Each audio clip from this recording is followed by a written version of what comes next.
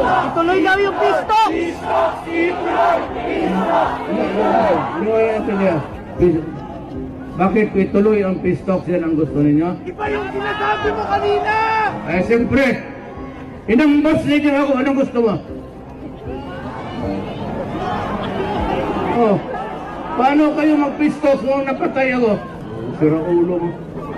Ituloy-tuloy tapos patayin ninyo ako. Sinong kausap ninyo? Sinong kausap ng peace talk? Yung kaluluwa ko? Maghintay kayo. Hindi lang, ano yan? Automatic. Bakit?